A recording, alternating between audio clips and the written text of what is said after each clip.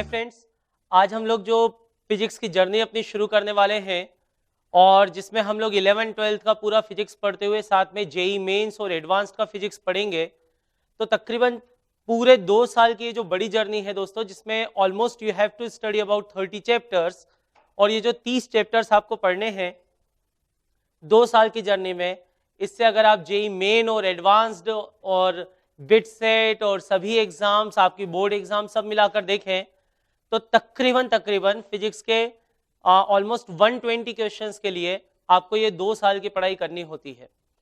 तो दोस्तों ये जो जर्नी है इसमें बाकी सब चीजें तो मैं आपसे करवा लूंगा, जैसे मैं आपको फिजिक्स पढ़ा लूंगा, आपको समझा लूंगा, आपसे प्रैक्टिस करवा लूंगा, आपसे जेई के क्वेश्चंस करवा लूंगा, आपसे आप प्रैक्टिस करोगे, आपको सब्जेक्ट में you will develop an interest, वो मैं अपनी तरफ से कोशिश कर लूंगा। लेकिन इस 2 साल की जर्नी में मुझे आपसे कुछ चीजों की जरूरत होगी और वो जो जरूरत होगी उसमें एक तो मुझे आवश्यकता होगी दोस्तों आपसे कि आपको एक कॉपी मेंटेन करना होगी। इनफैक्ट आपको 2 कॉपीज मेंटेन करना होंगी, एक जिसे मैं कहूंगा क्लासरूम कॉपी या क्लास वर्क कॉपी, जिसमें जो मैं आपको पढ़ाते जाऊंगा उसमें मैं आपको बीच में कुछ इंपॉर्टेंट पॉइंट्स लिखवाने वाला हूं, उसमें मैं आपको कुछ कॉन्सेप्ट शीट्स के क्वेश्चंस करवाने वाला हूं, जो कॉन्सेप्ट शीट्स आपके पास रहेंगी, और साथ ही साथ उसमें हम जो क्वेश्चंस करेंगे, कॉन्सेप्ट्स लिखेंगे, मैं कुछ चीजें आपको डिक्टेट करवाते जाऊंगा, आपको वो लिखना होंगी।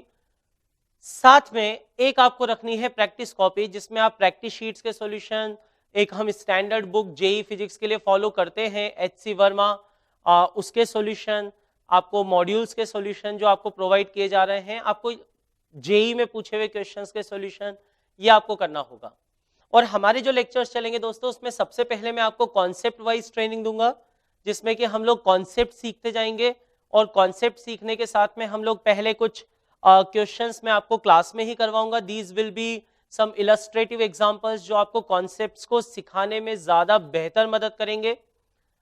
उसके साथ में आपको प्रैक्टिस करनी होगी, उसके साथ में आपको बुक सॉल्व करनी होंगी, कुछ स्टैंडर्ड बुक्स जिनके डिस्कशन भी through video lectures I will provide. So will discuss those sheets और हम लोग इस तरह से आगे बढ़ेंगे। अब दोस्तों आज जो हम लोग टॉपिक पढ़ने जा रहे हैं और जो पहला टॉपिक है हमारी इस जर्नी का, that topic is units and dimensions. अब ये यूनिट डायमेंशन आप कहेंगे sir is it that important topic? Certainly दोस्तों, कोई भी छोटा से छोटा टॉपिक भी होगा उसका ना सिर्फ हमारी डे टू डे लाइफ में काम पड़ता है, बल्कि आपकी सभी एग्जाम्स के हिसाब से भी वो चैप्टर बहुत इंपॉर्टेंट होता ही है। ठीक है, यूनिट डायमेंशन क्या है? तो दोस्तों यूनिट्स की जरूरत हमको अपने सुबह उठते से दिन की शुरुआत से पता चल जाती है। आपके घरों पर अगर मान लीजिए आप पैकेज्ड मिल्क लाते हैं, आप पैकेट मिल्क के लाते हैं, या आपके घर पे कोई दूध वाले आते हैं आसपास के गांव से, तो आप दूध कौन सी यूनिट में लेते हैं? आप मान लीजिए कोई एक पैकेट लेते हैं, कोई वो देते हैं, तो आप जो दूध लेते हैं वो मिलीलीटर्स में या लीटर्स में लेते हैं।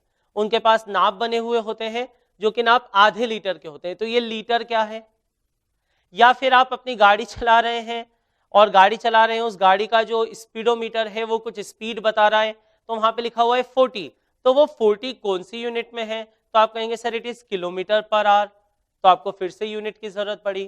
तो दोस्तों यूनिट का तो ऐसा है कि यूनिट्स की जरूरत तो हमें पड़ती ही है, बिना उसके काम नहीं चलता। और यूनिट हम लोग कब से यूज कर रहे हैं? तो इतिहास कहता है कि इवन बिफोर क्राइस्ट, ऑलमोस्ट 3000 साल क्राइस्ट के पहले से या 300 साल क्राइस्ट के पहले से यूनिट्स का मेजरमेंट का हम हिस्सा करते आ रहे हैं।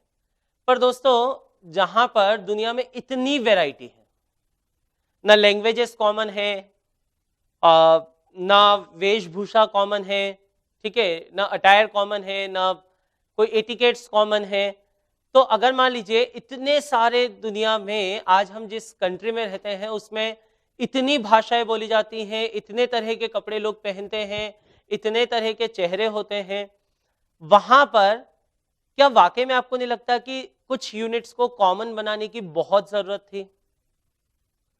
और वो जरूरत पड़ती है। जैसे बचपन में हम लोग कई बार, आप लोगों ने भी ऐसे खेल खेले होंगे, हम लोग कई बार खेलते थे तो हमें कहा जाता था, हमसे पहेलियां पूछी जाती थी और उन पहेलियों में कहा जाता था कि क्या आप एक 12 हाथ की मूर्ति को 4 हाथ के दरवाजे में से ले जा सकते हो? तो पुराना जो यूनिट का मेजरमेंट आया वो हाथ आया कि 1 हाथ की मूर्ति, तो ऐसे 12 हाथ की मूर्ति को 4 हाथ के दरवाजे से ले जा सकते हो। तो हम इसमें सोच में पड़ जाते थे कि 12 हाथ की मूर्ति है, बहुत ऊंची है, तो और दरवाजा तो 4 हाथ का ही है, कैसे निकलेगी?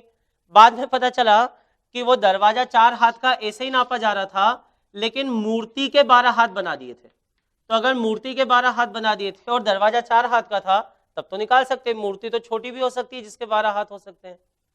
तो पहले जब ऐसी कुछ यूनिट्स लोगों को मेजरमेंट की जरूरत महसूस हुई, तो एक तरफ मैथ्स में natural numbers, whole numbers, counting, ये सब शुरू हुआ।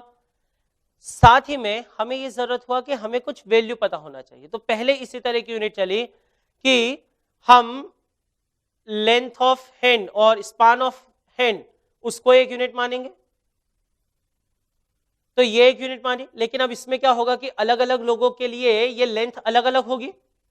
तो अगर अलग अलग लोगों के लिए लेंथ अलग अलग है, आपने यहां से मान लीजिए यूरोप को कंसाइनमेंट आपका एक्सपोर्ट कर दिया और उसमें मेजरमेंट आपने लिख दिया कि this is equal to 12 span of hand, और वहां पे किसी दूसरे से नपवा लिया जिसके हाथों की लंबाई अलग है, तो फिर कैसे मेजरमेंट होगा? तो इसके लिए we need to focus on one aspect, हमें एक किसी कॉमन कंक्लूजन पे आना जरूरी था। और वो जो कॉमन कंक्लूजन हुआ दोस्तों, तो दुनिया के लोग बैठे और उन्होंने एक चीज कहा कि भैया एक तो अपने को कुछ मानने की जरूरत पड़ेगी, जब तक हम एक कुछ नहीं मानेंगे काम चलेगा नहीं। तो वो जो माना गया उसे हम लोग अब पढ़ते हैं SI units, system of international. तो ये जो एसआई यूनिट्स हैं ये हम लोगों को पढ़ना होते हैं। लेकिन अब बात ये आती है कि ये यूनिट किसको देना और नापना किसको, आप किसे नापते हैं? तो दोस्तों सबसे पहला कॉन्सेप्ट अपना आता है कि हम लोग जो मेजरमेंट करेंगे, तो हम लोग मेजरमेंट करेंगे फिजिकल क्वांटिटीज का। So what we measure physical quantities. तो आपसे कोई कहे कि पहले तो फिजिकल क्वांटिटी को डिफाइन कीजिए, तो इसकी डेफिनेशन होती है दोस्तों, यू शुड राइट डाउन, आपको लिखना चाहिए a quantity which can be measured and which is used or to express or explain laws of physics। एक ऐसी क्वांटिटी जिसे नापा जा सके और जो फिजिक्स के नियमों को एक्सप्लेन करने में काम पड़ती हो, ऐसे क्वांटिटीज को क्या नाम दिया हमने? Physical quantities. और फिजिकल क्वांटिटीज का करेंगे मेजरमेंट, और फिजिकल क्वांटिटीज का मेजरमेंट करेंगे तो उसे नापने के लिए लगेंगी यूनिट्स। दोस्तों हर चीज फिजिकल क्वांटिटी नहीं होती, जैसे कुछ चीजों को आप नाप नहीं सकते। फॉर एग्जाम्पल, आप कितने खुश हैं, मान लीजिए कोई आप आज इतनी बड़ी जर्नी में finally you will write your JEE paper, और जब आप जेई पेपर लिखेंगे और जब जेई का रिजल्ट आएगा और रिजल्ट में आपको एक बहुत अच्छी रैंक मिल जाती है, जिस दिन आप रिजल्ट देखते हो बड़े सुबह से इंटरनेट पे इंतजार कर रहे हो, और आज रिजल्ट आया और आपने जैसे ही अपना रोल नंबर डालकर, डेट ऑफ बर्थ डालकर एंटर की प्रेस की, आपको तुरंत एक रैंक मिली और आप सिलेक्ट हो गए, आप बहुत खुश हैं। उस दिन कोई आपसे आके पूछे कि आप कितने खुश हैं, तो क्या आप ऐसा बोलेंगे कि आज मैं 500 ग्राम खुश हूं? तो ऐसा नहीं होता। खुशी, दुख, फीलिंग्स ये मेजरेबल नहीं है, और क्योंकि ये मेजरेबल नहीं है इसीलिए हम लोग कहते हैं कि ये फिजिकल क्वांटिटीज नहीं है। So physical quantities are those quantities which can be measured, fine. So these can be measured. अब जब इनको नापना है तो आपको लगेंगी यूनिट्स। तो किसी भी फिजिकल क्वांटिटी के दो हिस्से होते हैं दोस्तों मेजरमेंट के। मेजरमेंट का पहला हिस्सा होगा आपका, एक होगी उसकी वैल्यू जिसे मैं कहूंगा न्यूमेरिक वैल्यू, और इसी को नाम दिया जाता है मैग्नीट्यूड। तो एक तो होगा उसका मैग्नीट्यूड, फाइन, और दूसरी होगी उसकी यूनिट। अब हम लोग कॉन्सेंट्रेट करेंगे थोड़ा इस पर, दूसरी होगी उसकी यूनिट, सही है। अब दोस्तों ऐसा है कि एक इंटरेस्टिंग बात यह होती है कि इन दोनों का प्रोडक्ट एन और यू का दिस प्रोडी लर्न। तो जब आप इतनी सारी पढ़ चुके हैं दोस्तों, तो बेसिकली ये जो फिजिकल क्वांटिटीज हैं इनका क्लासिफिकेशन करने की भी हमें जरूरत महसूस हुई। तो we further divided these physical quantities into two, हमने इन्हें दो में डिवाइड किया फर्दर। एक हम लोगों ने कहा, तो आप यहां तक लिख चुके हैं, अब मैं आगे बढ़ता हूं दोस्तों। Physical quantities are further classified into two categories. एक हम लोग कहते हैं फंडामेंटल फिजिकल क्वांटिटीज, और दूसरी हम लोग कहते हैं डिराइव्ड फिजिकल क्वांटिटीज। तो एक हो गई फंडामेंटल फिजिकल क्वांटिटी, दूसरी हो गई डिराइव्ड फिजिकल क्वांटिटी। अब ये फंडामेंटल फिजिकल क्वांटिटीज क्या होती हैं? What are fundamental physical quantities? तो दोस्तों जब एसआई वाले बैठे, देखो नियम बनाने पड़ते हैं दोस्तों। नियम ये बने हुए हैं, हमारे घर में बचपन से ये नियम बना हुआ है कि बड़ों को आप करके बोलना और बड़े छोटों को प्यार से तू करके बोल सकते हैं। तो बस अब ये नियम है, इसका कोई लॉजिक नहीं। पहले नियम ये बना होता कि बड़ों को तू करके बोल सकते हैं और छोटों को आप करके बोलना पड़ेगा, तो शायद आपके पेरेंट्स आपको बोलते कि आप क्या कर रहे हो, और आप पेरेंट्स को बोलते कि तू चुपचाप बैठ। पर हमारे यहाँ ये नियम है, हमको ये सुन के ही अजीब लगता है, क्योंकि हमारे दिमाग में ये क्लियर है कि बड़ों को आप करके बोलना और छोटों को तू करके बोला जा सकता है। अब वैसे ही हम यहाँ पर कहेंगे कि फंडामेंटल क्वांटिटीज किन्हें मानना, तो बाय डेफिनेशन वी से कि fundamental quantities are quantities which are not dependent on any other physical quantity. Fundamental quantity वह क्वांटिटी होती है जो किसी और फिजिकल क्वांटिटी पे डिपेंड नहीं करती है। पक्का? अब ये कौन सी क्वांटिटी लेना, मैं मास को फंडामेंटल मानूं, लेंथ को मानूं, टाइम को मानूं, तो देखिए सबसे पहले तीन फंडामेंटल क्वांटिटीज साइंस कम्युनिटी ने मान ली, और तीन फंडामेंटल क्वांटिटीज साइंस कम्युनिटी ने जो मान ली, जिनकी हमें सबसे ज्यादा जरूरत पड़ती है, उनमें से एक है दोस्तों मास, दूसरी है length, are you getting it, तीसरी है टाइम, फोर्थ इज योर। अब ये तीन बेसिक मान ली हमने कि ये तीन बेसिक क्वांटिटीज हैं जो किसी और पे डिपेंड नहीं करती, लेकिन बाद में अपने को महसूस हुआ कि और भी क्वांटिटीज ऐसी होती हैं जो किसी और क्वांटिटी पे डिपेंड नहीं करती। ठीक है, तो अब वो क्वांटिटीज कौन सी हैं? तो हम धीरे धीरे फंडामेंटल्स को बढ़ाते गए, और अब हम पढ़ते हैं कि टोटल हम 7 फिजिकल क्वांटिटीज हैं जिन्हें फंडामेंटल हम मानेंगे। इन दोस्तों 7 फिजिकल क्वांटिटीज में से 6 आउट ऑफ 7 आपको 2 साल के अपने करिकुलम में काम पढ़ने वाली है। एक क्वांटिटी ऐसी है जिसकी जरूरत हमको जेई सिलेबस में और स्कूल सिलेबस में उतनी होती नहीं, बट जस्ट हम लोग जब ऑप्टिक्स पढ़ेंगे तो will take a brief definition of that, उसका भी हम लोग एक समझ लेंगे। पर हमें और क्वांटिटीज ऐड करनी पड़ी, तो अब हम जानते हैं कि fourth is electric current, fifth is your amount of substance,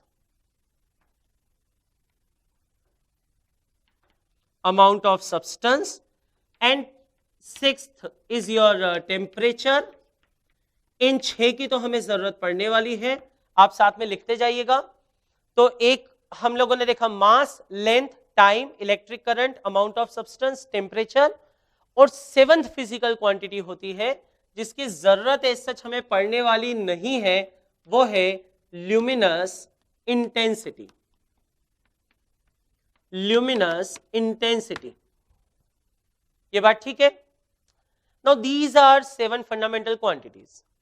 अब जैसे इसमें हम लोगों ने देखा कि भैया ये मास क्या है, तो आप मास क्या समझते हो? अच्छा, आपने एग्जांपल देखा होगा कि आप वेइंग मशीन पे खड़े होते हो, मान लीजिए if you want to measure your weight, you step on a weighing machine, और आप वेइंग मशीन पे जब खड़े होते हैं, what you measure, what weighing machine provides you reading off, वो आपको देती है कि you are 50 kg, 45 kg, 52 kg और 38 kg और somewhat like that. So kg, kilogram, is unit of force और it is unit of mass. ये मास की यूनिट है। तो मशीन आपको क्या रीडिंग देती है दोस्तों? आपका मास, वो 52 आपका मास है, वो 50 आपका मास है, 48 आपका मास है। आप बात समझ पा रहे हो? तो अब ये बात ये उठी कि व्हाट इज 1 किलोग्राम, इसके बारे में बात करना है हमें। व्हाट इज 1 मीटर, अपने को स्टैंडर्डाइज करना पड़ेगा ना दोस्तों कि किसको 1 मीटर माने। आपकी स्केल, ऑर्डिनरी स्केल जो आज तक आप अपनी लाइफ में, स्कूल लाइफ में यूज करते आए, वो ऑर्डिनरी स्केल 15 सेंटीमीटर लेंथ की होती है। तो ये जो 15 सेंटीमीटर ये क्या है? किस, कहीं तो 1 सेंटीमीटर को डिफाइन करना होगा ना, कहीं तो 1 मीटर को डिफाइन करना होगा ना, तो हमें वो स्टैंडर्ड डेफिनेशन भी पढ़ना होगी। पर ठीक है, ये क्वांटिटीज वो क्वांटिटीज हैं जिनके बारे में हमारी साइंस कम्युनिटी ये मानती है, हम लोग ये मानते हैं, हमने ये मान लिया है कि इनको डिफाइन करने के लिए किसी और क्वांटिटी की रिक्वायरमेंट नहीं है। डन। अच्छा, तो इनको छोड़कर जो क्वांटिटीज हो गई वो सब कैसी हो गई? डिराइव्ड। वो क्यों डिराइव्ड हो गई? क्योंकि वो जितनी भी क्वांटिटीज होंगी बची हुई डिराइव, उन सबको बताने के लिए हमें इन क्वांटिटीज की जरूरत पड़ेगी। So derived quantities are quantities which are explained with the help of fundamental quantities. So these are quantities for explanation, लिख लीजिएगा, for explanation we require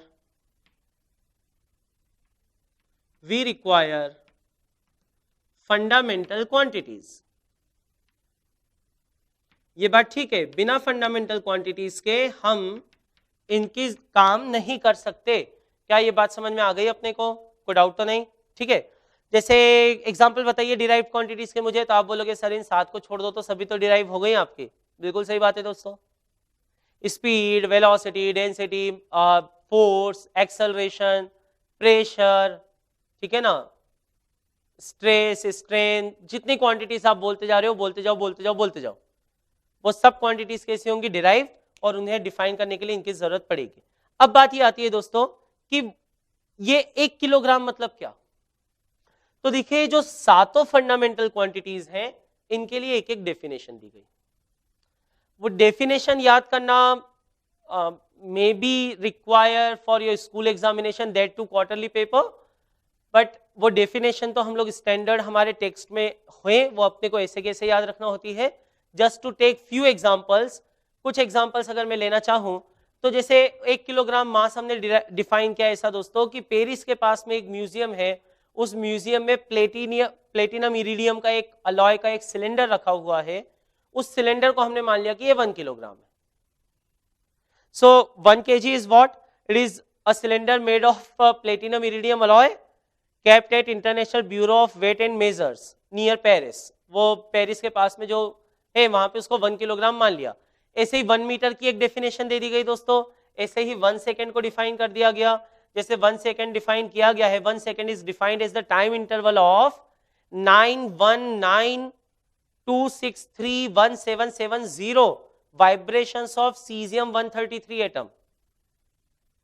यानी सीजियम एटम है, उससे रेडिएशन निकलती हैं, उन रेडिएशन के इस स्पेसिफिक नंबर ऑफ वाइब्रेशन जितने टाइम इंटरवल में होते हैं उसे क्या कहेंगे दोस्तों? 1 सेकेंड। या 1 मीटर हमने डिफाइन कर दिया कि 1 सेकेंड के इतने हिस्से में जो लाइट ट्रेवल करती है वो 1 मीटर होगा। या क्रिप्टॉन 86 के डिस्टेंस का है वेवलेंथ, कितना डिस्टेंस कवर करती, कितनी वेवलेंथ मिलके 1 मीटर बनाती है। So we have to standardise a definition.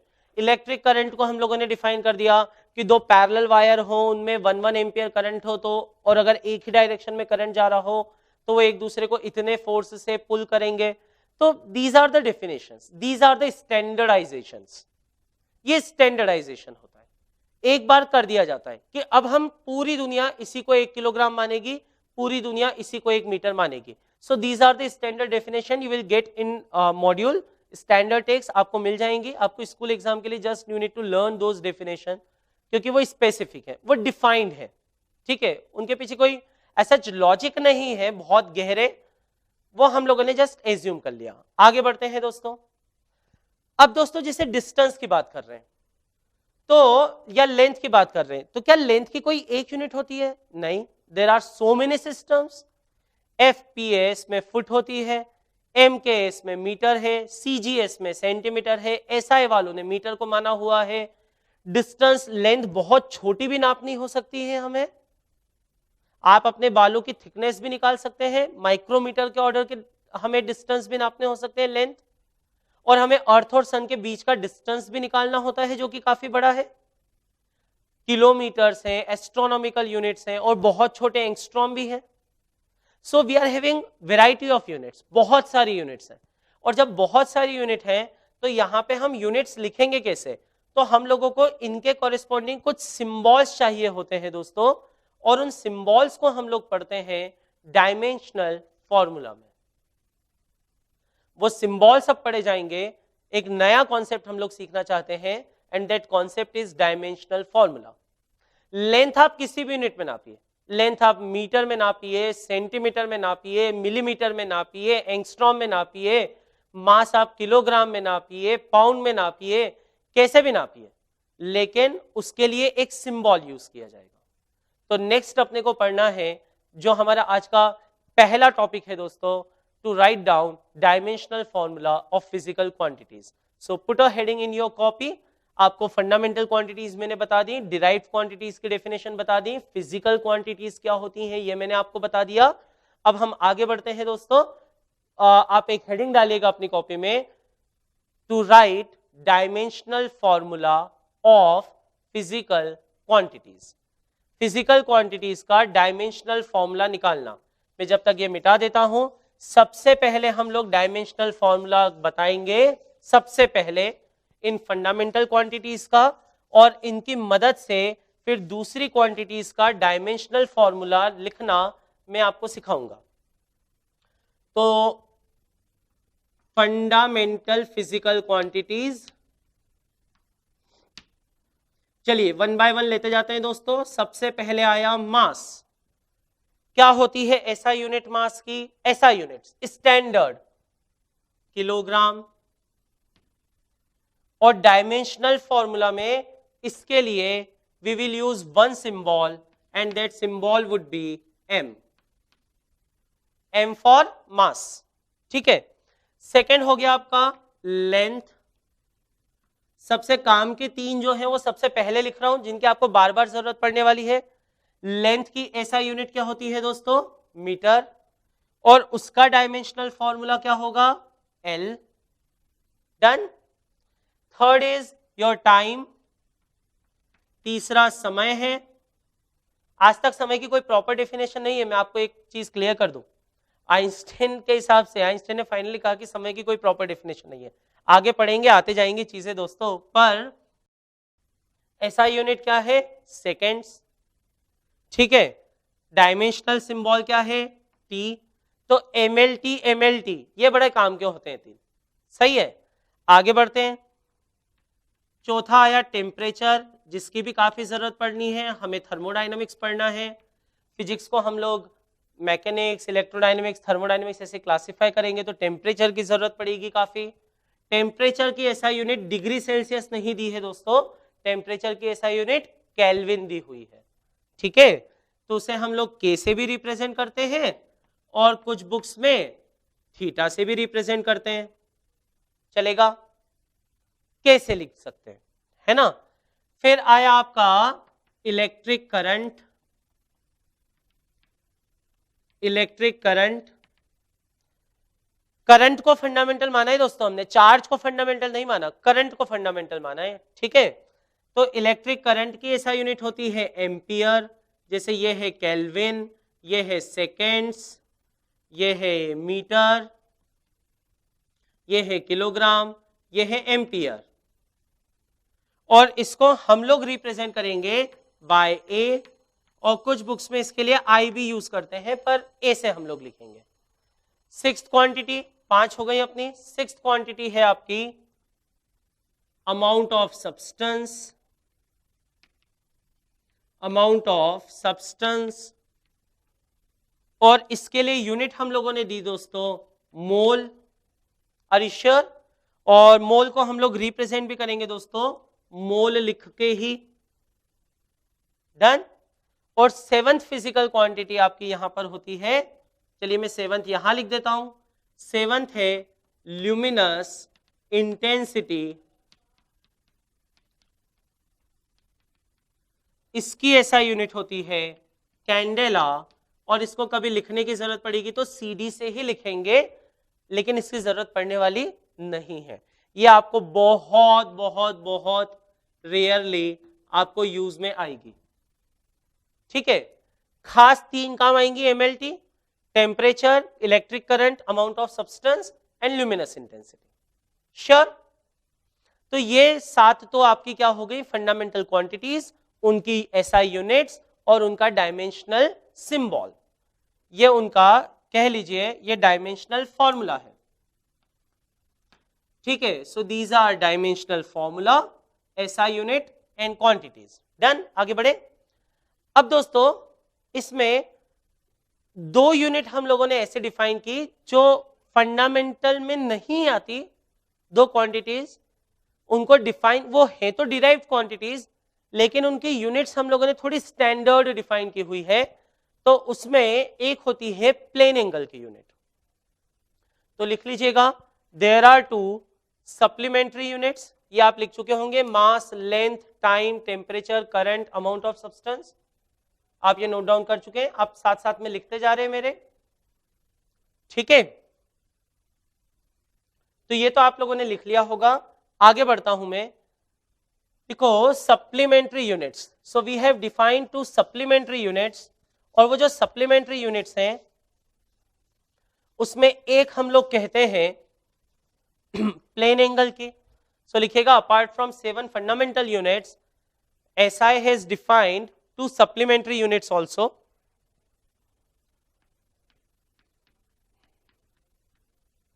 तो सप्लीमेंट्री यूनिट्स में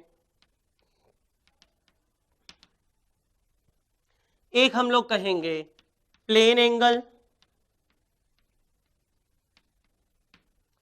बाय डेफिनेशन ये होता है length upon length, by definition ऊपर भी लेंथ आता है नीचे भी लेंथ आता है, तो कायदे से ऊपर भी लेंथ है नीचे भी लेंथ है, तो अगर ऊपर भी मीटर में तो नीचे भी मीटर में, तो कुछ यूनिट मेजर करनी चाहिए क्या?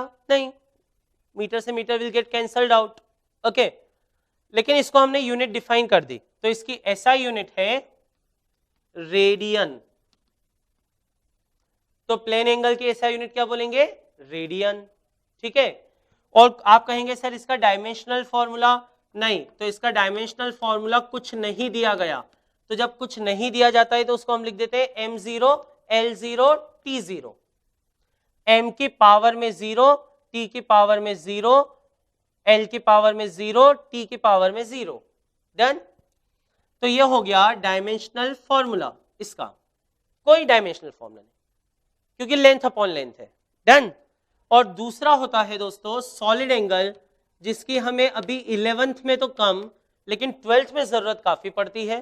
प्लेन एंगल की तो हमें 11th में भी जरूरत पड़ेगी, पर सॉलिड एंगल की हमें 12th में जरूरत ज्यादा पड़ेगी। और सॉलिड एंगल अगर 12th में जो हम लोग पढ़ते हैं, जैसा मैंने आपको कहा, ये होता है लेंथ अपॉन लेंथ, ये होता है area upon r square, area upon length का स्क्वायर। तो एरिया भी होता है बेसिकली लेंथ का स्क्वायर ही। अरे जैसे सर्कल का एरिया है पाई आर स्क्वायर, तो रेडियस यानी लेंथ, तो लेंथ का स्क्वायर ही तो है, और नीचे भी आर स्क्वायर है यानी लेंथ का स्क्वायर है, तो ये भी ऊपर भी जो क्वांटिटी है नीचे भी वही क्वांटिटी है, तो इसकी भी कोई डायमेंशनल फॉर्मूला होना चाहिए क्या? नहीं होना चाहिए, पक्का। लेकिन इसकी एक ऐसा यूनिट हम लोगों ने जरूर डिफाइन की, और वो हम लोग कहते हैं steradian, and it is having again no dimensional formula, इसमें कोई डायमेंशनल फॉर्मूला नहीं है। आई बात समझ में? पक्का। So these are 2 supplementary physical quantities.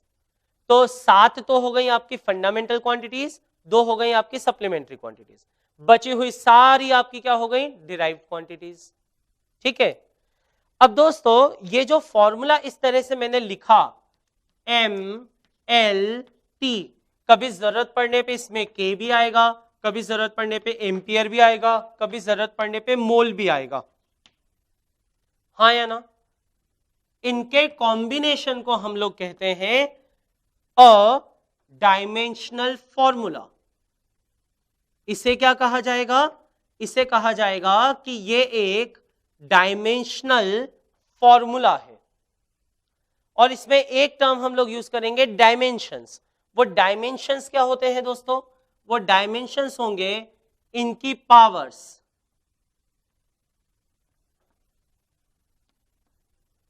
ये जो ऊपर पावर्स आती हैं, ये पावर्स क्या कहलाती हैं आपकी? ये सारी जो पावर्स हैं ये पावर्स कहलाएंगी डायमेंशंस। पक्का? Is it okay? कुछ डाउट इसमें? श्योर? दोस्तों आपको अगर डाउट्स आए प्लीज डू मेल। आप वो डाउट्स का जो आपको लिंक दिया है जिसपे कि आप डाउट्स पूछ सकते हैं अपने, use it. I love to give you answer. मुझे बहुत खुशी होगी कि मैं आपको आंसर दे पाऊं। आपको किसी भी टाइप का डाउट हो आप उस पर भेजिए, ठीक है? और एक चीज मैंने आपसे कहा कि मैं आपसे कुछ चीजें डिमांड करूंगा इस प्रिपरेशन के दौरान। उसमें एक तो ऑब्वियसली कि आप ये कॉपी में नोट डाउन करते रहें, क्योंकि आखिरी में ये कॉपी ही अपने को जेई के पहले रिवीजन में बहुत काम आने वाली है।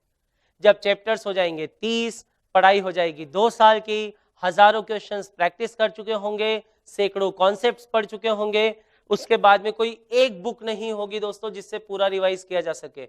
वो अगर एक कोई सोर्स होगा जिससे पूरा रिवाइज किया जा सके वो आपकी कॉपी होगी। तो अपनी कॉपी बहुत ध्यान से बनाएं, ये बात ठीक है? हर एक कॉन्सेप्ट समझिए, कुछ डाउट्स हो जरूर पूछिए।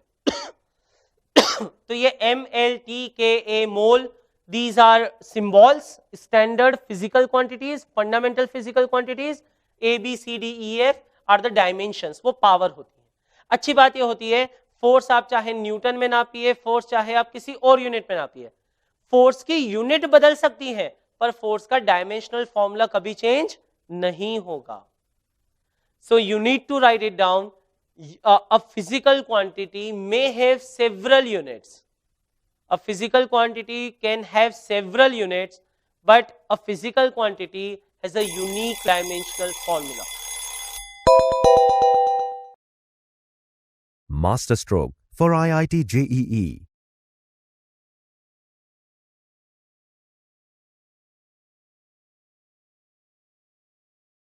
यूनिट्स हजारों हो सकती हैं, डायमेंशनल फॉर्मूला एक ही होगा।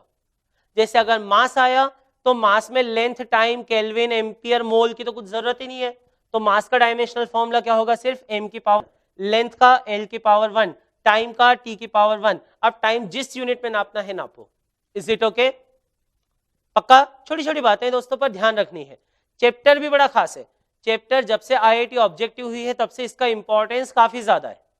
मेंस में, फिजिक्स ओलंपियाड में, आपके बिट सेट में, आपके बोर्ड एग्जाम में, स्कूल एग्जाम में, ये वाले चैप्टर्स बड़े खास वेटेज लिए होते हैं। और जब से जेईई एडवांस्ड ऑब्जेक्टिव हुई है तब से जेईई एडवांस्ड में भी इनका वेटेज काफी ज्यादा होता है। तो दोस्तों अभी हम लोगों ने देखा कि हम लोग फंडामेंटल फिजिकल क्वांटिटीज के डायमेंशंस कैसे लिखते हैं, यूनिट्स कैसे लिखते हैं, और डायमेंशंस क्या होते हैं, डायमेंशनल फॉर्मूला क्या होता है। अब दोस्तों आप अपनी कॉन्सेप्ट शीट उठाएं, the concept sheet you are having, और दोस्तों कॉन्सेप्ट शीट का पहला क्वेश्चन, उसमें ए से लेकर वी तक, मींस डब्ल्यू तक, मतलब 23 फिजिकल क्वांटिटीज के डायमेंशनल फॉर्मूला अब आपको लिखने हैं। दोस्तों इसमें से कुछ फॉर्मूले आपको हो सकता है आप अभी तक की क्लासेस में 10th तक के सिलेबस में पढ़ चुके हो, कुछ फॉर्मूले आपको हो सकता है काम आ गए हो।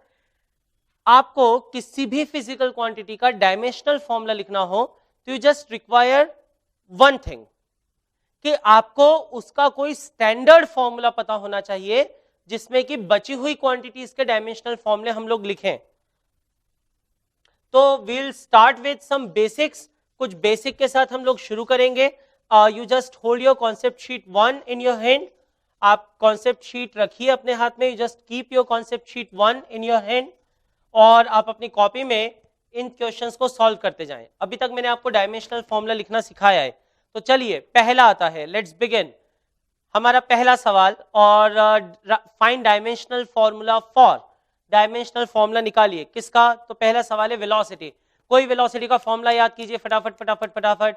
तो सबसे सिंपल जो बचपन से पढ़ते आ रहे हैं, वेलोसिटी का फॉर्मूला याद आता है, वेलोसिटी हो, स्पीड हो, कुछ भी हो, फॉर्मूला हमें याद आता है डिस्टेंस अपॉन टाइम। अच्छा, डिस्टेंस का डायमेंशनल फॉर्मूला क्या होगा? डिस्टेंस का, तो डिस्टेंस का डायमेंशनल फॉर्मूला होगा दोस्तों L, टाइम का क्या होगा? T, क्योंकि डिस्टेंस को L से, टाइम को T से रिप्रेजेंट करते हैं। मास इसमें है नहीं तो आखिरी में ब्रैकेट लगाएंगे, मास नहीं है ना तो मास को हम लोग लिखते हैं m0। L की पावर है 1 और t जब ऊपर जाएगा दोस्तों तो उसकी पावर हो जाएगी -1। तो स्पीड का डायमेंशनल फॉर्मूला क्या हो गया? LT -1। ठीक है, अब स्पीड का भी यही होगा, वेलोसिटी का भी यही होगा, स्पीड ऑफ लाइट का भी यही होगा। दुनिया में कोई सी भी स्पीड होगी तो उसका फॉर्मूला यही होगा। बात समझ में आ गई? यूनिट कोई सी भी हो यही होगा। डन।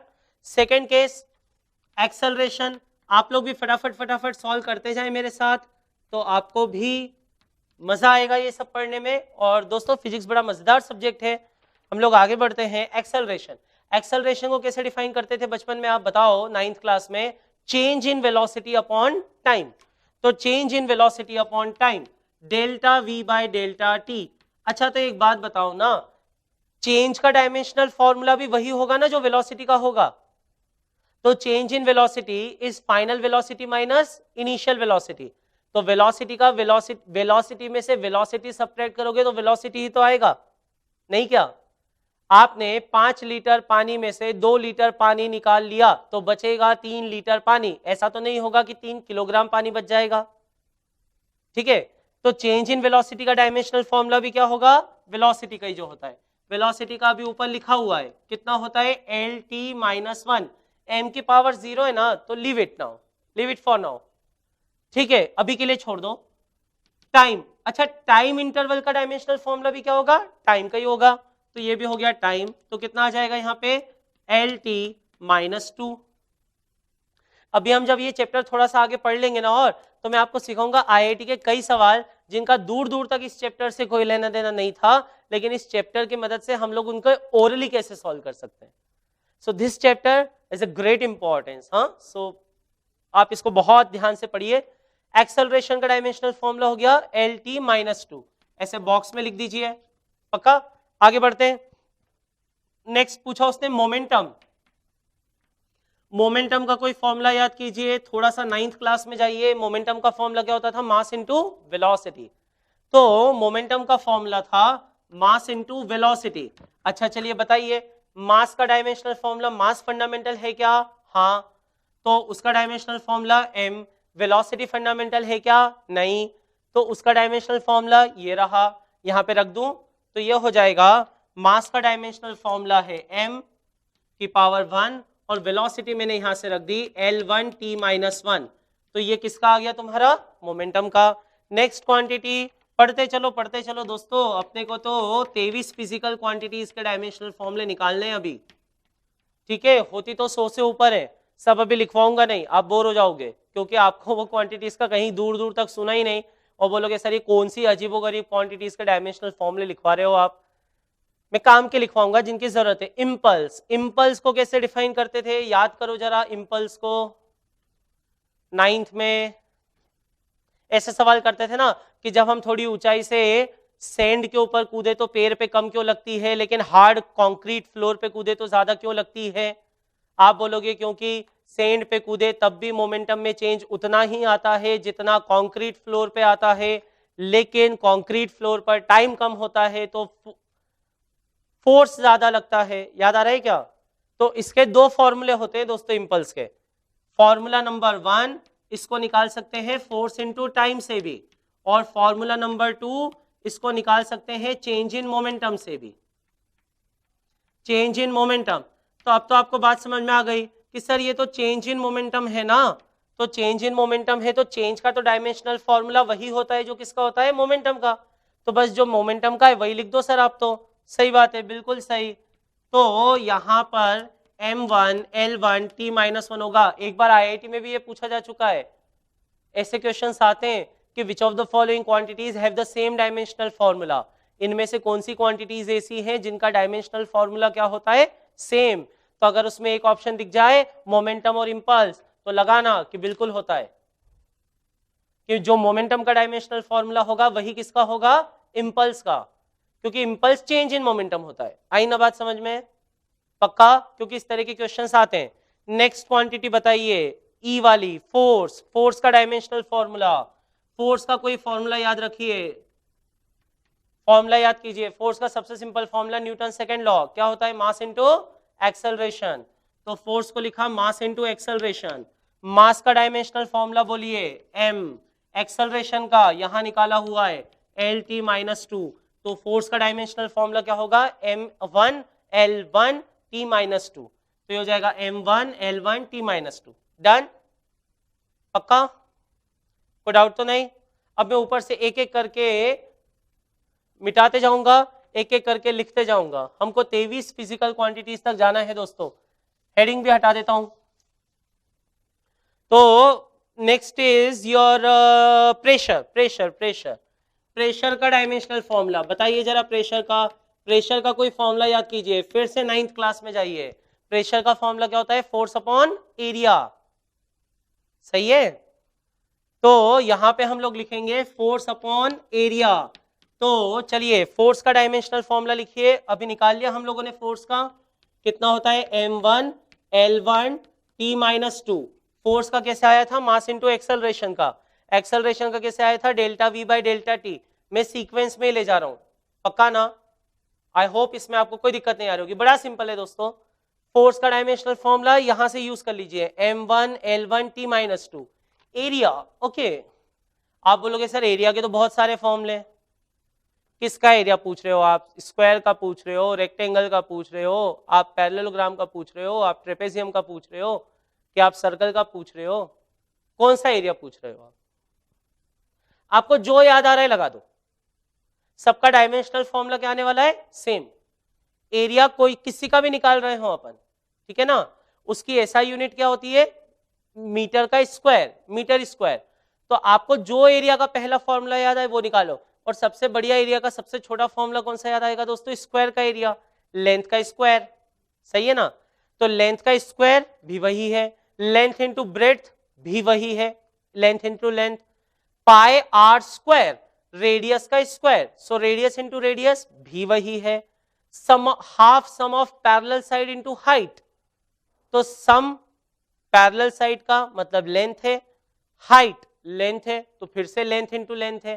तो एरिया के डायमेंशनल फॉर्मूला क्या होगा? Length into length. तो यहां पे हम लिखेंगे L इंटू एल, तो हो जाएगा L स्क्वायर। तो देखो अब ऊपर है m1 l1 t माइनस 2 और नीचे है L स्क्वायर।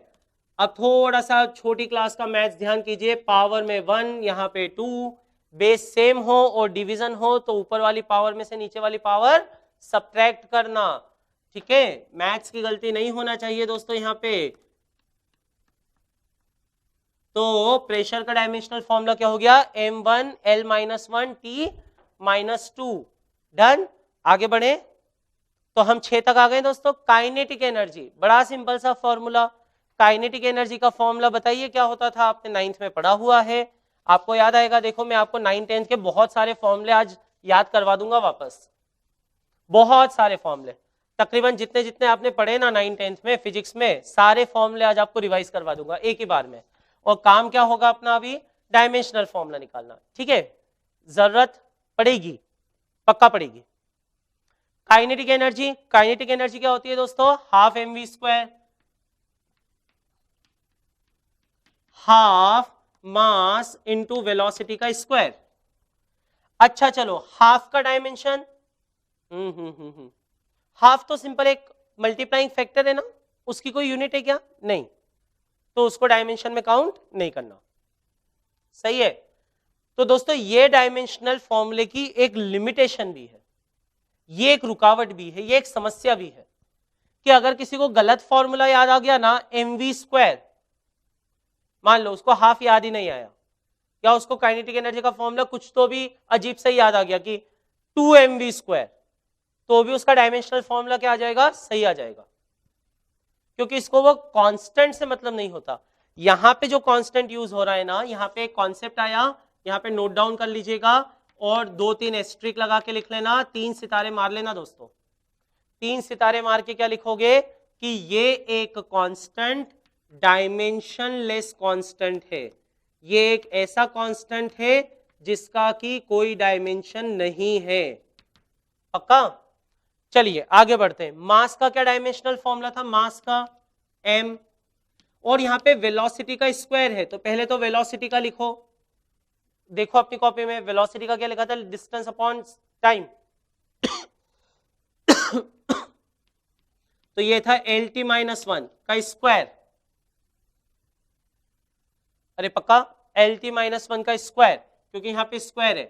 तो देखो L की पावर 1 है तो फिर से प्रॉपर्टी लगाए, तो A की पावर M की power N, M into N multiply होगा, यहाँ पे 1 से 2 मल्टीप्लाई होगा, तो ये आ जाएगा M1 L2 T माइनस 2। आई ना बात समझ में? ये किसका डायमेंशनल फॉर्मूला हो गया? काइनेटिक एनर्जी का। इंटरेस्टिंगली कोई सी भी एनर्जी हो, सबका डायमेंशनल फॉर्मूला यही आएगा, कोई सी भी एनर्जी हो। इंटरेस्टिंगली वर्क डन का डायमेंशनल फॉर्मूला भी यही आएगा। कैसे? क्योंकि वर्क डन आगे वैसे शायद आ जाएगा इसमें वर्क, पर चलो ना आए तो वर्क डन का फॉर्मूला क्या होता है दोस्तों? 9th में क्या पढ़ा? Force into displacement. फोर्स का डायमेंशनल फॉर्मूला निकाला था अभी अपन ने, ML T-2 इंटू डिस्प्लेसमेंट, तो डिस्प्लेसमेंट भी तो लेंथ है ना, तो डिस्प्लेसमेंट भी लेंथ है तो उसका एक L, तो वो भी हो जाएगा ML2 T-2। अरे यार ये बात समझ में? पक्का? तो ये काइनेटिक एनर्जी का आ गया, यही वर्क का हो जाएगा। नेक्स्ट आया दोस्तों पावर। पावर कैसे डिफाइन करते हो? Energy upon time. एनर्जी का डायमेंशनल फॉर्मूला है क्या? हाँ है, अभी लिखा। कितना होता है?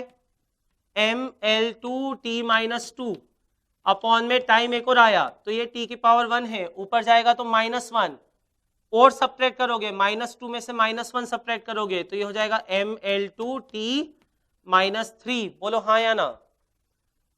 पक्का? ये पावर का डायमेंशनल फॉर्मूला हो गया, इसमें तो कोई डाउट नहीं। नेक्स्ट आता है दोस्तों डेंसिटी। चलिए डेंसिटी, डेंसिटी का कोई फॉर्मूला याद कीजिए। डेंसिटी का, तो डेंसिटी का कोई फॉर्मूला याद आया दोस्तों? Mass upon volume. अरे बोलो ना, मास अपॉन वॉल्यूम।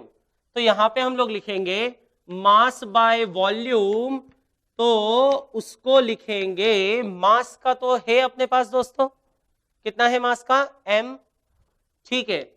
अब नीचे आया वॉल्यूम, वॉल्यूम का कोई फॉर्मूला याद करो, कोई सा भी याद कर लो। कोन का वॉल्यूम 1/3 πr²h, सिलेंडर का वॉल्यूम πr²h, क्यूब का volume a cube, LBH cuboid का, any volume, they all have same dimensional formula. कितना होता है उनका dimensional formula? Length into length into length. सही है?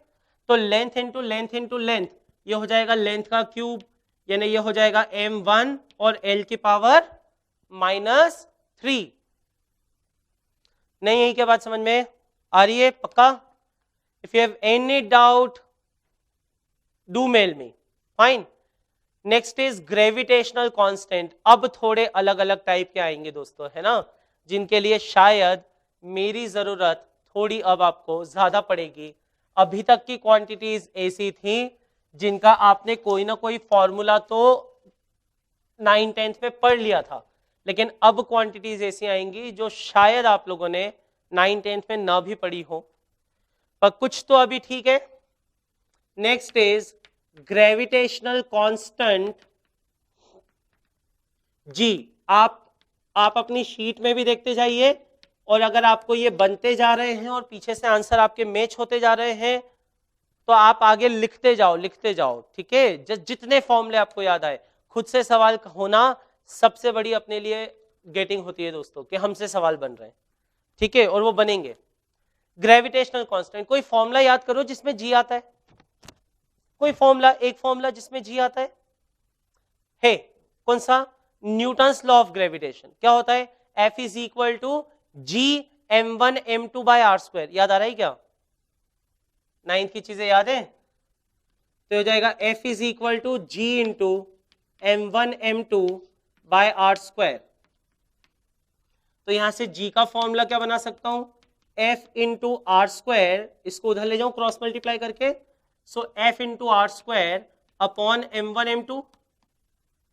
पक्का? अब लिखो जरा डायमेंशनल फॉर्मूला, फोर्स का लिखो, फोर्स का। तो फोर्स का डायमेंशनल फॉर्मूला था MLT-2 R²। R is distance, दो मासेस के बीच में डिस्टेंस, तो उसका स्क्वायर मतलब कितना हो जाएगा, लेंथ स्क्वायर। तो यहां पे आ जाएगा एल स्क्वायर अपॉन में m1 m2, ये दोनों मासेस है ना, तो मासेस का dimensional formula same m into M. तो एक m से तो बढ़िया ये वाला m उड़ाओ। अब ये m बचा दोस्तों, तो इस m के पावर में क्या आएगा, -1। अच्छा l यहां से 1 है और यहां से 2 है, ठीक है। जब 8th तक मैंने हिंदी मीडियम में पढ़ाई की हुई है तो उसमें ऐसा नियम आता था, जब आधार समान हो तो घातें जुड़ जाती हैं।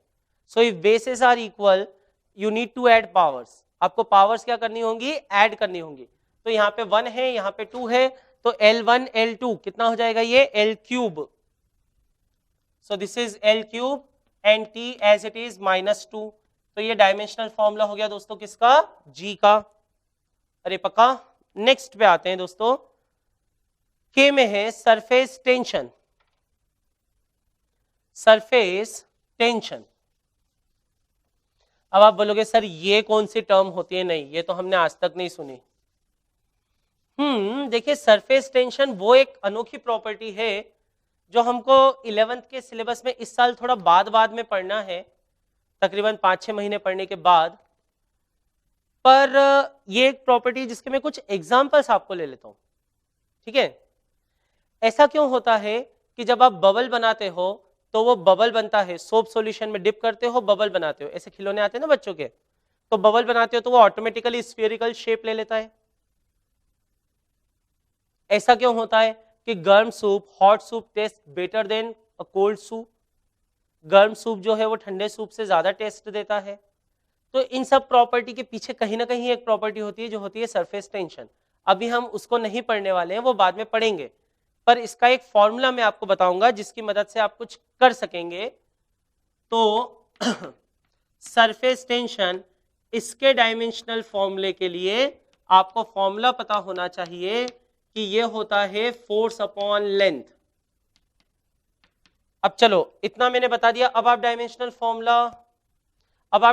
फॉर्मूला बता सकते हो क्या मुझे फोर्स अपॉन लेंथ का? बिल्कुल बता दोगे। अब तो आप बोलोगे सर फोर्स का तो पता ही है अपने को, कितना होता है फोर्स का बताओ, तो आप बोलोगे सर mLT -2, अभी पढ़ रहे थे अपन, अपॉन लेंथ, तो ये लेंथ से लेंथ जाएगा, कितना बचेगा, ये बचेगा आपका MT -2।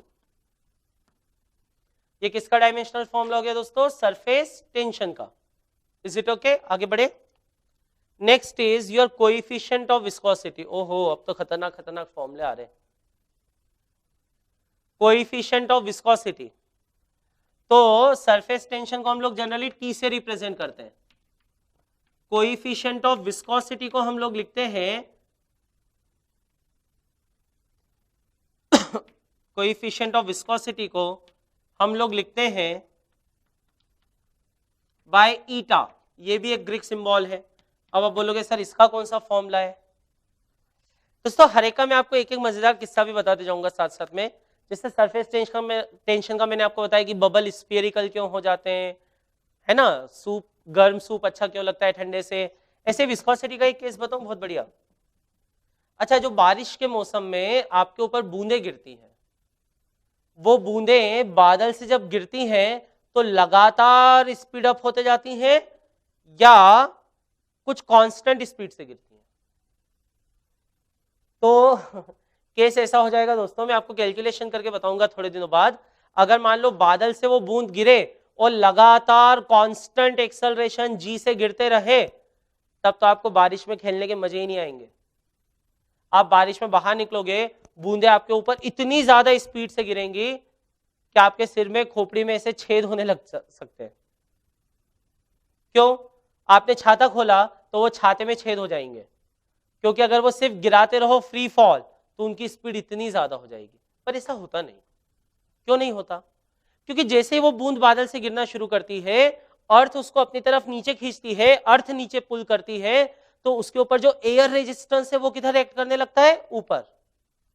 तो वो जो एयर रेजिस्टेंस है, वो जो फोर्स है, वो ऊपर लगता है, और जिसके कारण वो बूंदे तकरीबन काफी जल्दी एक कांस्टेंट स्पीड पकड़ लेती हैं। तो वहां जो प्रॉपर्टी काम आती है एयर की, वो प्रॉपर्टी होती है विस्कोसिटी। तो विस्कोसिटी का अपना एक रोल है। आप कहेंगे सर इसका डायमेंशनल फॉर्मूला कैसे निकालें? हाँ, वो मैं आपको बता देता हूं। I just need to provide you a formula for calculation of eta, and that formula is viscous force जो होता है वो 6 पाई ईटा आर वी होता है।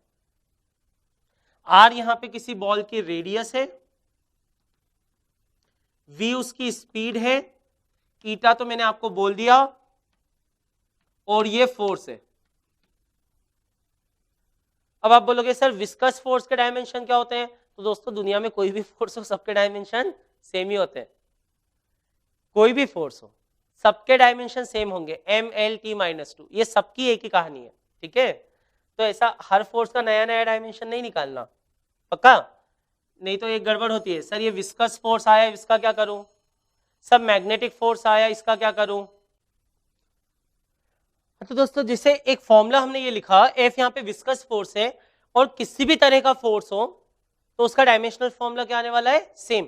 तो देखो ईटा का फॉर्मूला क्या हो जाएगा अपना दोस्तों, फोर्स अपॉन ईटा को छोड़ के बचा हुआ सब कुछ नीचे ले जाओ, 6 पाई आर वी। अब चलो एक एक का डायमेंशनल फॉर्मूला रखते जाते हैं, है ना। फोर्स का डायमेंशनल फॉर्मूला निकाल चुके हैं, M L T minus two, तो यहां पे होगा M L T minus two. 6 का नहीं आएगा, पाई का नहीं आएगा, आर का रेडियस है, रेडियस यानी कि लेंथ, ठीक है ना। तो लेंथ, वी स्पीड है, स्पीड का dimensional formula distance upon time, तो कितना हो जाएगा वो एल अपॉन टी यानी एल टी माइनस वन लिखा था ना दोस्तों। तो यहाँ पे लिखो एल टी माइनस वन। अब थोड़ा बस जमा लो इसको, एक एल से एल कैंसल, एम तो रहेगा अपना, तो एम की पावर क्या हो जाएगा 1। एल देखो एल ऊपर तो अब बचा नहीं, नीचे बचा है और नीचे की पावर 1 है, लेकिन लिखते ऊपर ले जाकर है, तो अपन क्या लिखेंगे इसे, मतलब हम लोगों को क्या लिखना चाहिए, m1 l माइनस वन। और t देखो ऊपर -2 है दोस्तों, और नीचे से -1 जब ऊपर जाएगा तो +1 हो जाएगा, तो -2 + 1 -1, तो t की पावर में भी क्या आ जाएगा -1। तो कोएफिशिएंट ऑफ विस्कोसिटी का डायमेंशनल फॉर्मूला क्या हो जाएगा, m1 l minus one t minus one. आ रही है बात समझ में? तो अभी हम लोग डायमेंशनल फॉर्मूला लिख रहे हैं दोस्तों अलग अलग फिजिकल क्वांटिटीज का, ठीक है। अब अगर देखें तो नेक्स्ट अपना जो था वो था टाइम पीरियड। टाइम पीरियड क्या है, टाइम है ये तो तो इसका डायमेंशनल फॉर्मूला क्या होगा, टी। चलो आगे बढ़ते हैं, हर चीज लिखवाऊंगा भी नहीं, है ना, इतना आसान है ये तो।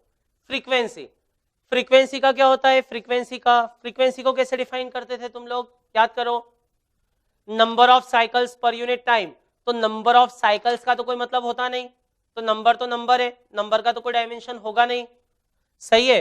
अपॉन में टाइम, तो फ्रीक्वेंसी का डायमेंशनल फॉर्मूला क्या आ जाएगा दोस्तों, फ्रीक्वेंसी का डायमेंशनल फॉर्मूला आ जाएगा टाइम की पावर -1।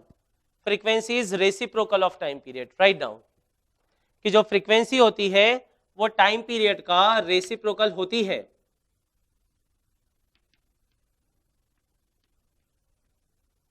इज 1/t, और t का तो t ही था, तो ये t -1। चलिए आगे बढ़ते हैं। गैस कांस्टेंट, ओहो नया आया, यूनिवर्सल गैस कांस्टेंट। अब देखो थोड़ा अभी तक एमएलटी में काम चल गया ना आपका, अब आगे बढ़ाता हूं। एक फॉर्मूला पढ़ते हैं दोस्तों, काफी ज्यादा जरूरत भी पड़ती है, केवीपीवाई वगैरह में भी क्वेश्चंस आते हैं। अभी आप 11th में केमिस्ट्री में पढ़ोगे और फिजिक्स में भी बाद में पढ़ेंगे हम लोग थर्मोडायनामिक्स, ठीक है ना। तो उसमें हम एक फॉर्मूला यूज करते हैं कि जैसे कोई एक गैस है, गैस कांस्टेंट का लिखें कि एक गैस है, उसको एक कंटेनर में हम लोगों ने रखा, ठीक है। तो उसके मॉलिक्यूल्स चलते फिरते रहेंगे ना, गैस है तो एक दूसरे से टकराएंगे भी, दीवारों से भी टकराएंगे, सब कुछ होगा। तो उसके कारण जब वो दीवारों से टकराते हैं तो these particles, gas particles, they exert force on walls of this container. वो इस कंटेनर की दीवारों पर फोर्स एक्सर्ट करते हैं, ठीक है ना। तो उस फोर्स अपॉन एरिया से इस गैस का क्या होता है, एक प्रेशर। इस कंटेनर का एक वॉल्यूम है, वही गैस का वॉल्यूम होता है, और इस गैस का एक टेम्परेचर भी होता है। इसमें ऐसा थर्मोमीटर लगा दोगे ना तो वो थर्मोमीटर की एक रीडिंग आएगी, तो इसका क्या है, एक टेम्परेचर भी है, सही है। तो प्रेशर, वॉल्यूम, टेम्परेचर ऐसा है। और इस गैस के नंबर ऑफ पार्टिकल्स को हम लोग नापते हैं मोल में। थोड़ा मोल आपको शायद 9th क्लास का ध्यान आएगा कि नंबर ऑफ मोल्स हम लोग निकालते थे। तो इन सबको एक आइडियल गैस में रिलेट करने का फॉर्मूला होता है। अगर गैस को हम आइडियल माने, फिजिक्स केमिस्ट्री में हम कई सारी चीजें दोस्तों अभी आदर्श मान के ही पढ़ेंगे, क्योंकि प्रैक्टिकल में तो आपको एक्सपेरिमेंट की काफी जरूरत पड़ती है। तो अगर हम आइडियल गैस माने तो आइडियल गैस की एक इक्वेशन होती है दोस्तों, और वो इक्वेशन होती है PV इक्वल टू nRT। ठीक है, अब आप मुझसे पूछेंगे सर इसमें कौन सी टर्म क्या है, तो मैं आपको बताता हूं। P क्या है दोस्तों, प्रेशर। V क्या है, वॉल्यूम। N क्या है, नंबर ऑफ मोल्स। R क्या है, गैस कांस्टेंट, जिसका डायमेंशनल फॉर्मूला निकालना है। T क्या है, temperature in kelvin scale, absolute temperature. ये बात ठीक है। तो इससे R का फॉर्मूला क्या हो गया, तो R का हो गया PV अपॉन NT। अब डायमेंशनल फॉर्मूला लिख सकते हो क्या, हाँ। प्रेशर का लिखा था, अभी लिखवाया था मैंने आपको। कैसे निकाला था प्रेशर का, फोर्स अपॉन एरिया। लिख दो डायरेक्टली, कॉपी में देखिए। फोर्स का था ML-T-2 बाय एरिया किया था, तो ये आ गया था ML-1T-2। ये प्रेशर का है। इनटू वॉल्यूम, वॉल्यूम की भी अभी जरूरत पड़ी थी दोस्तों डेंसिटी का निकालने के लिए। वॉल्यूम का क्या आया था अपना, L3। तो यहां पर L3 आ गया वॉल्यूम में, अपॉन ये है नंबर ऑफ मोल्स। तो यहां पे मोल भी आ सकता है, और कुछ बुक्स में 1 मोल के लिए करते हैं तो इसको लेते भी नहीं, ठीक है, ऐसा भी हो जाता है। और टेम्परेचर का डायमेंशनल फॉर्मूला क्या होगा, केल्विन, तो उसका K आएगा। जमा लेता हूं मैं इसको, तो देखिए ये L3 है और ये L की पावर -1 है। तो ये हो जाएगा ML2T-2, नीचे से आएगा मोल -1 और K -1। ये बात ठीक है। तो ML2T-2 मोल -1 K -1। कुछ बुक्स में हो सकता है कि मोल वाली टर्म ना हो, कई बार उसको नहीं भी लेते क्योंकि वो पर मोल निकाल लेते हैं, पर अपने को वैसे लेना चाहिए क्योंकि n मोल से वो यूनिट में आता है, ठीक है ना, पक्का। चलिए आगे बढ़ते हैं। तो ये गैस कांस्टेंट का आ गया। फिर आया P वाला इलेक्ट्रिक करंट। तो इलेक्ट्रिक करंट का डायमेंशनल फॉर्मूला क्या होगा, A। तो फंडामेंटल है ना, फंडामेंटल क्वांटिटीज का डायमेंशनल फॉर्मूला तो सबसे पहले अपन ने डिफाइन किया, उन्हीं के आधार पे तो बाकी सब कर रहे हैं। पहले कुछ फंडामेंटल माना, तब जाके तो बचे हुए सवाल कर रहे हैं। ये आपने नोट डाउन कर लिया अच्छे से, ठीक है, इसे आप नोट डाउन कर लीजिए। PV इक्वल टू nRT से R का डायमेंशनल फॉर्मूला हम लोग कैसे निकालेंगे। और भी दोस्तों पूरे 2 साल के फिजिक्स में जहां जहां जरूरत पड़ते जाए, जहां जहां जरूरत पड़े, कोई फॉर्मूला सामने देखो और उसमें कोई कांस्टेंट देखो तो डायमेंशनल फॉर्मूला निकालने की कोशिश जरूर करना, ठीक है।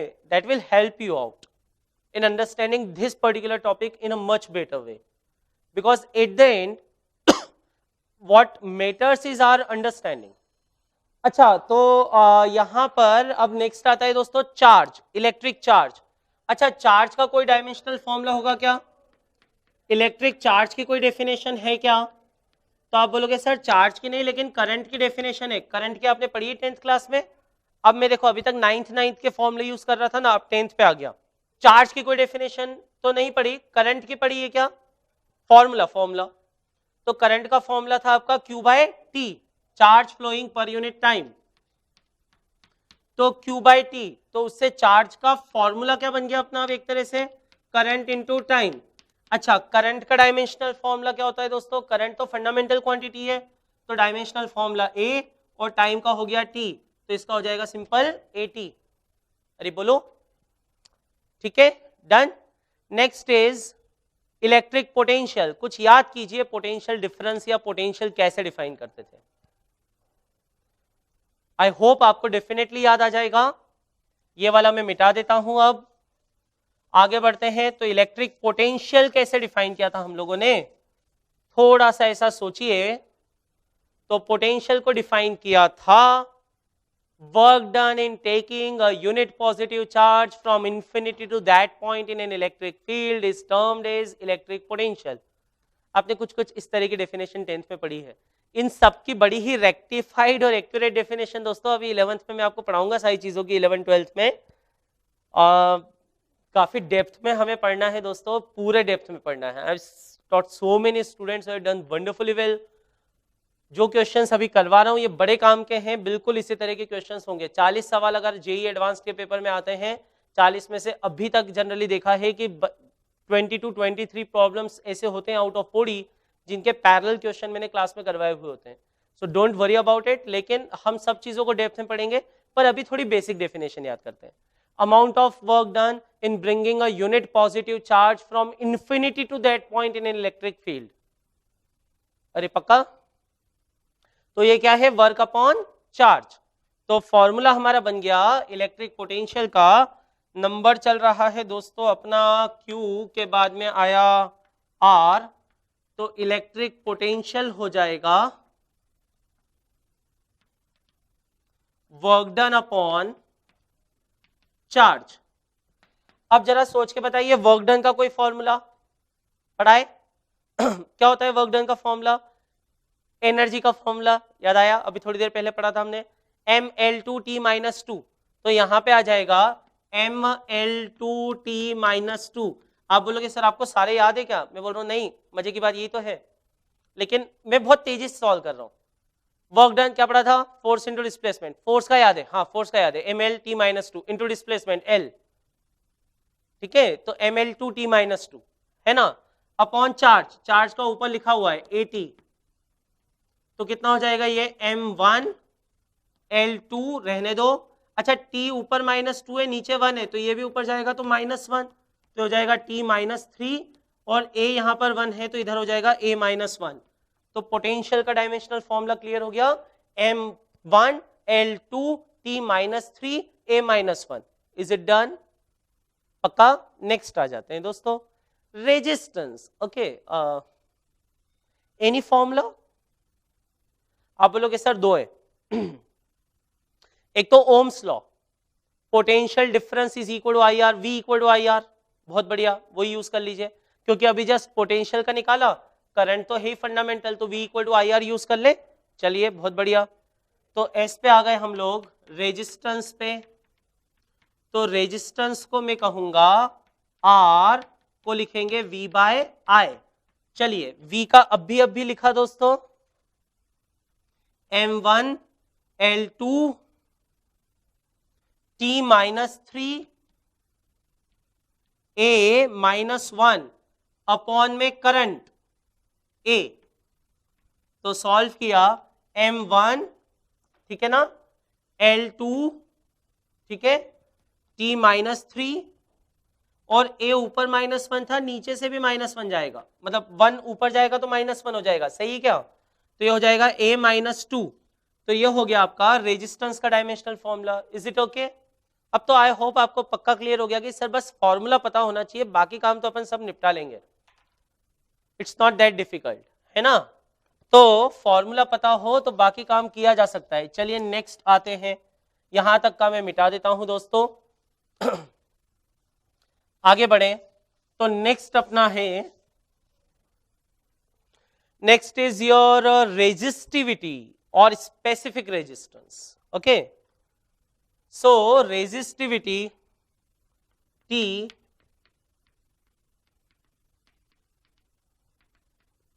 इसको हम लोग पढ़ते थे रो से। कोई फॉर्मूला याद कीजिए ना, 10th का पढ़ा हुआ याद आ जाएगा, बड़े आसानी से याद आ जाएगा दोस्तों। रेजिस्टिविटी का फॉर्मूला हम लोग कहते थे resistance R is equal to rho L by A। Are you able to recognize it? Yes. R is equal to rho L by A. तो रेजिस्टेंस होता है rho resistivity into length by area. तो इससे resistivity का formula हो जाएगा resistance into area upon में length. अरे पक्का? रेजिस्टेंस का डायमेंशनल फॉर्मूला क्या हो जाएगा? M1L2 T-3 A-2। ये वाला A एम्पियर का है और ये वाला A एरिया का है। ऐसा मत कर देना कि ये A और ये A सर सेम है तो इसको भी मैं A लिख देता हूं, नहीं भैया, ये गलती नहीं करना, ठीक है? थोड़ा सा be careful while solving numericals, okay.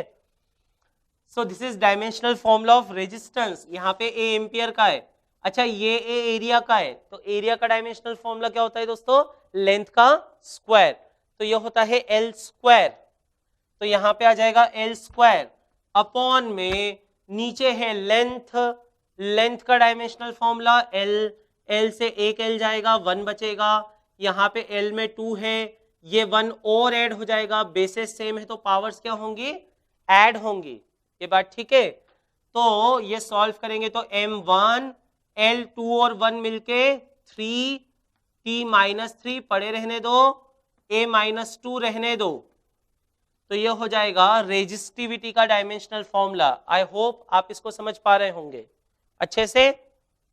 Magnetic induction, magnetic induction यानी मैग्नेटिक फील्ड इंटेंसिटी। दोस्तों आपको मैंने कहा था कि there are 23 dimensional formula will be calculating, हाँ, तो हम इतने सारे डायमेंशनल फॉर्मूला तो निकाल रहे हैं, इसके अलावा भी फिजिकल क्वांटिटीज होती हैं। आप ये समझ पा रहे होंगे कि you just need one formula जिससे कि आप डायमेंशनल फॉर्मूला निकाल सकें। आगे बढ़ते हैं दोस्तों, magnetic induction, magnetic field intensity. कोई फॉर्मूला याद कीजिए जिसमें बी आता था, 10th का कोई फॉर्मूला याद कीजिए। मैग्नेटिक इफेक्ट्स ऑफ करंट का कोई फॉर्मूला याद कीजिए। Left hand rule, Fleming's left hand rule याद आ रहा है? 4 finger for field, central finger for current, so F for field, C for current, तो थंब किधर आता था, फोर्स। तो अगर एक करंट कैरिंग वायर आपका इस साइड है, फील्ड आपकी तरफ है, तो फोर्स किधर आएगा, ऊपर। अरे पक्का ना?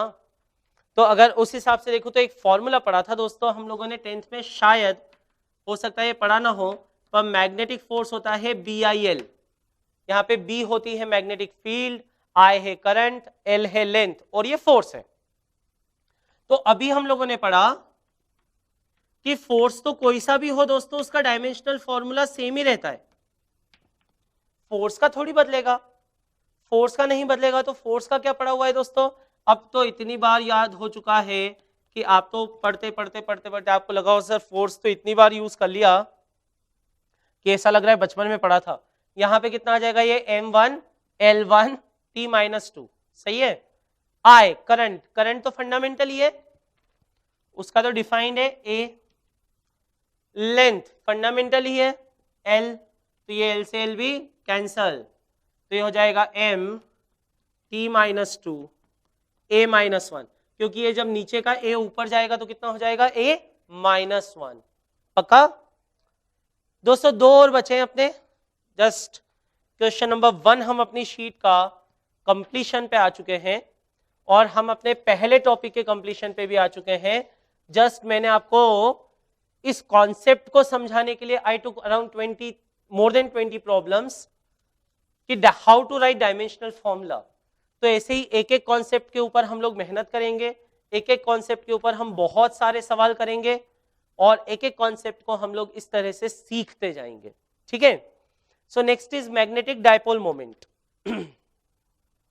अब आप बोलोगे सर ये क्या है, मैग्नेटिक डायपोल मोमेंट, कि ये कौन सी चीज आ गई और ये क्या खतरनाक बात है।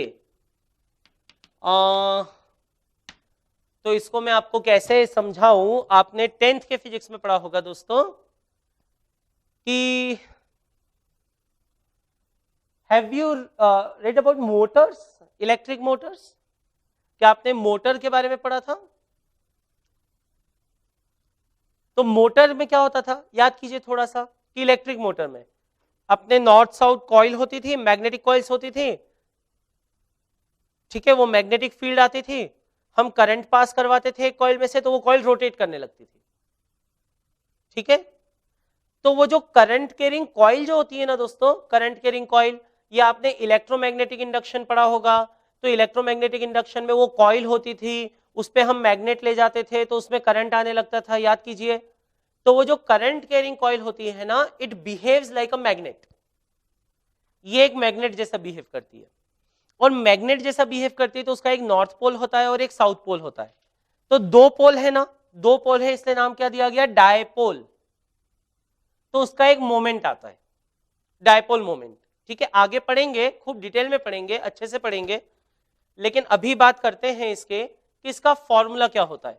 तो इसको रिप्रेजेंट जनरली किया जाता है m से, और इसका फॉर्मूला होता है दोस्तों, एक तो number of loops, number of turns n into current I into area A। अच्छा, अब ये तो नंबर ऑफ लूप्स है ना, तो नंबर का कोई डायमेंशन नहीं होता, 2 लूप, 4 लूप, 5 लूप, तो ये लूप कोई यूनिट थोड़ी है, ये तो नंबर है। So 2 loops, 3 loops, 4 loop, these are numbers. हाँ, तो नंबर का डायमेंशनल फॉर्मूला नहीं। करंट का होता है क्या? बिल्कुल होता है। क्या होता है करंट का डायमेंशनल फॉर्मूला? ए फंडामेंटल है, और ये एरिया है। हाँ, ये तो एरिया, तो एरिया का डायमेंशनल फॉर्मूला क्या हो जाएगा दोस्तों? L square. तो इसका डायमेंशनल फॉर्मूला हो जाएगा L square. Easy, done. Moving on to last problem of our first topic, this is finding dimensional formula.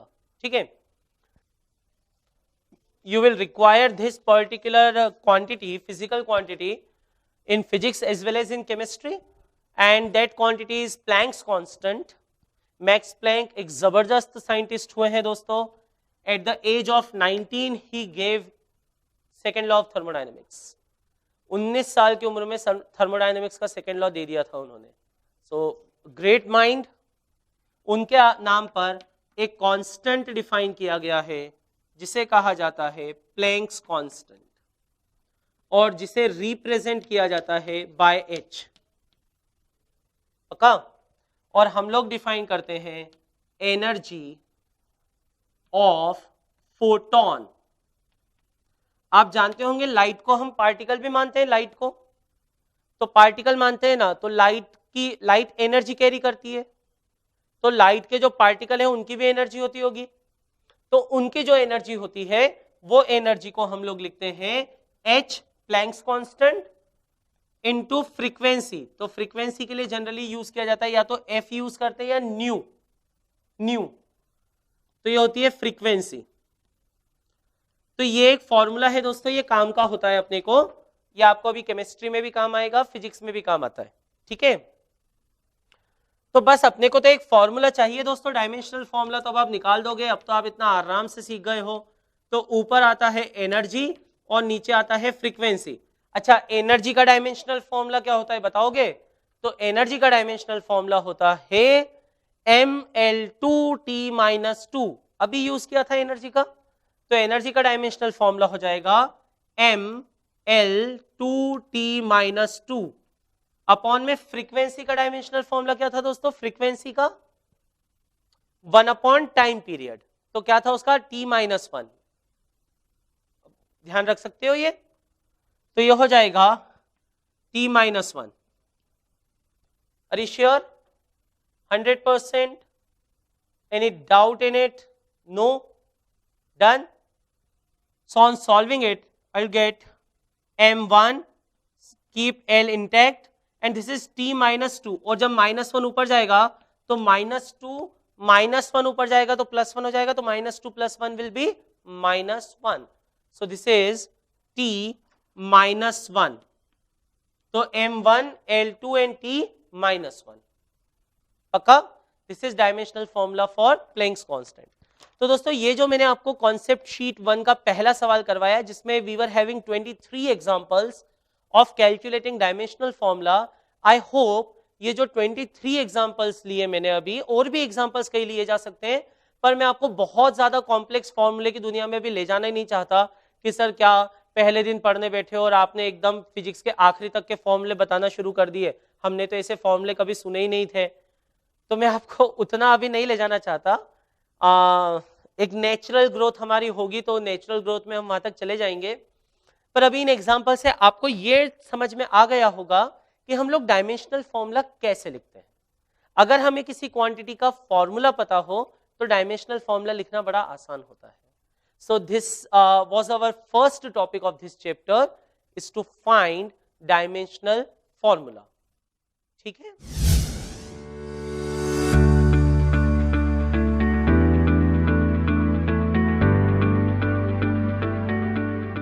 ये क्वेश्चन आपको IIT के पेपर में मिल जाएगा, पुराने फिजिक्स ओलंपियाड के पेपर में मिल जाएगा, आपको बिट सेट में मिल जाएगा, आपको तकरीबन सभी कॉम्पिटिटिव एग्जामिनेशन में ये क्वेश्चन पिछले सालों में मिल जाएगा, और कई बार तो एक से ज्यादा। आपके कॉन्सेप्ट सही हो तो आप ओरली आंसर करें।